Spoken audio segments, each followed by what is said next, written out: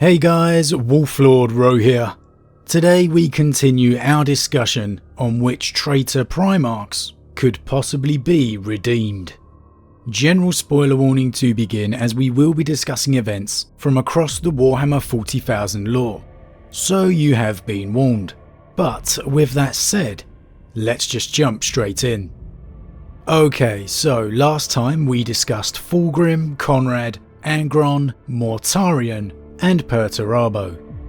If you missed out on part 1, be sure to check that one out first. So let us begin today with Magnus the Red. Could the great sorcerer be redeemed? Man, Magnus is really a tale of two parts.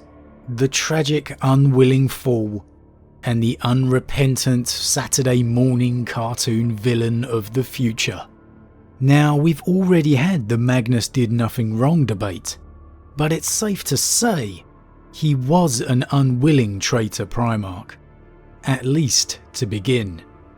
Magnus was heartbroken to realise what his actions had caused, the ruination of his father's grand plan. And truly, it was only due to the manipulation of Horus that the Primarch and his sons were forced into the warp. But ultimately, with aspects of his former personality forever lost to him, with the destruction of the shards he was shattered into after his fight with Russ, Magnus begun his true descent to damnation. The Chosen of Tzeentch elevated to demonhood before participating in the Siege of Terror. Now, what will ultimately transpire for him there, we don't yet know. Magnus's tale is still to be fully told. But what we do know is how he will end up. Textbook classic villain. Any 80s babies like me will get the Saturday morning cartoon villain reference. Most of the time Magnus makes an appearance in the current 40k timeline, I always expect it to end, "I'll get you next time, gadget." But despite the enemy of the Imperium he became, could Magnus still be redeemed?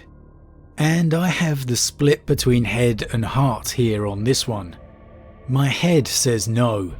When Magnus was reacquiring the shards he was shattered into, most of the ones he was able to reunite with were the negative, darker aspects of his mind.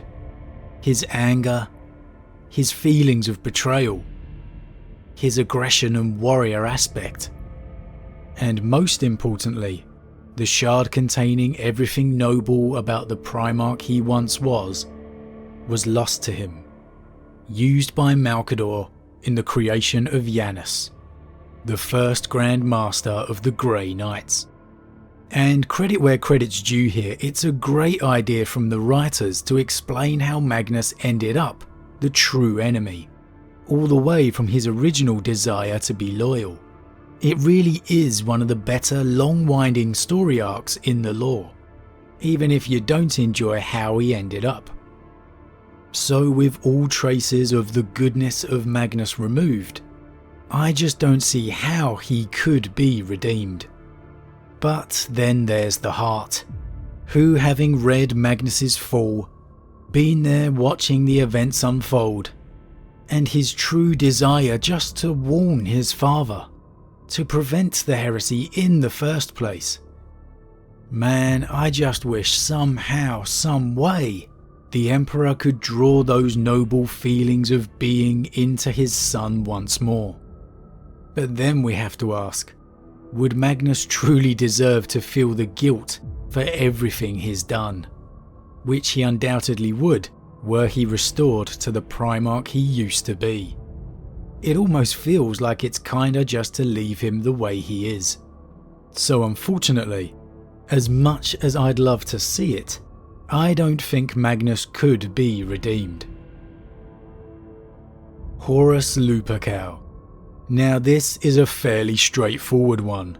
Horus is in every single possible way dead, eradicated out of entire existence by the Emperor of Mankind. his soul was completely obliterated.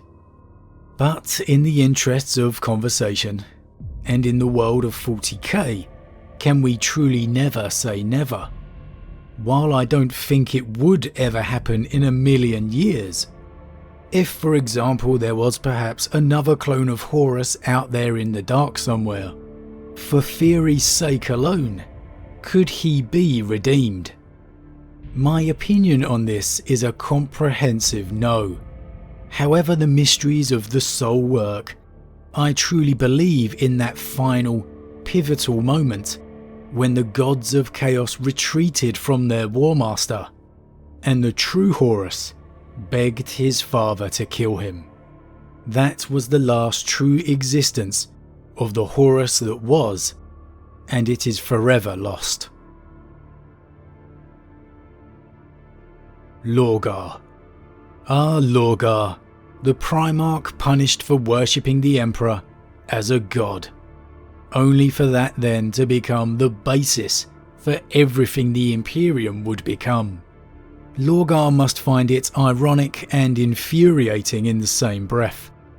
In turning from the Emperor and finding what he believed to be the true gods, Lorgar found the acceptance he was always longing for. And the passion and the utter commitment that goes with his religious zealotry make it hard to believe that anything could turn him away from that. But there is the one key difference now that there wasn't before, in that the Emperor has essentially, truly become a god. For all Lorgar's devotion to the Pantheon, if there was ever one thing to sway that worship, it would be a true display of godlike power from the God Emperor he has become. Now I'm talking something that dwarfs any display he has ever done before. He has to sweep aside the powers of the warp. Something so overwhelming for Lorgar, all his zealotry he once had for his father, ignites in a blaze inside him, so fierce it can never be dampened or denied. It would have to be monumental, as if Lorgar encountering the blaze of powers his father has become, throwing everything the ruinous powers has at him, has it all cast aside on a whim and the demonhood ripped out of Lorgar. Only then could I see that incredulous wonder firing inside of Lorgar once more, and he needs that. The worship is part of Lorgar's being. He could never be redeemed without it. And of course, look, that would never happen. But oh man, can you imagine it? The Emperor just stripping the demonhood straight out of one of his sons. Man, that would be insane. But of course you could ask the question, would that be a true redemption of Lorgar? Simply swapping one worship for another. And that's a good question to ask, but I just don't see any way he could be redeemed without it. He's just too fanatical. Alpharius and Omegan. Now once more this involves a Primarch returning from death in the case of Alpharius, and quite possibly Omegan. Or yes, of course you could reveal they've been alive this whole time, in true Alpha Legion style. And why wouldn't you? Because I am Alpharius. Now I'll deal with the twins separately, and really they could be two of the easier ones to do, as the argument could be made they never turned against the Emperor in the first place, fighting instead for his ultimate goal of the survival of humanity. And Alpharius certainly hadn't embraced any form of chaos before his death, so any argument made to bring him back in line must be based on the premise that the Emperor can achieve a true victory himself. Could the Emperor's new raised power level be enough? It is possible. But I think given the state of the galaxy, with the Imperium ripped in half and the warp running rampant, I find it hard to believe Alpharius could be convinced that the Cabal he listened to in the first place wasn't indeed right. He truly believes he's doing the right thing for the Emperor.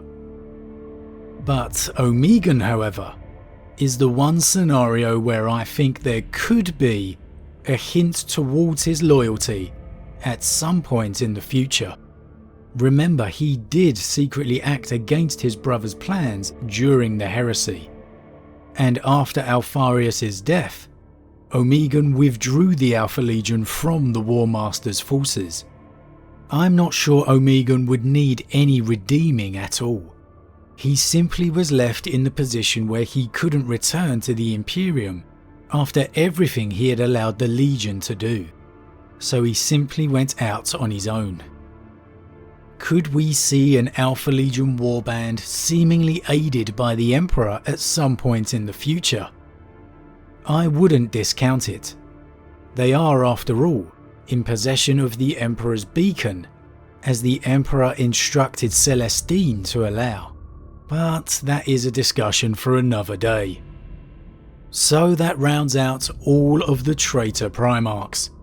Out of all of them, guys, which ones do you believe could truly be redeemed? And which ones would you want to be redeemed, if any at all? Remember, could and want are two very different things. As always, drop your thoughts in the comments below. I love to read them. Huge thank you to all my subscribers. Your support truly means a lot to me, it really does. And if you're new, please consider subscribing to help the channel grow. And if you enjoyed this particular vid, then why not drop a like on it too. But with that said, I am off, and I'll see you all again real soon.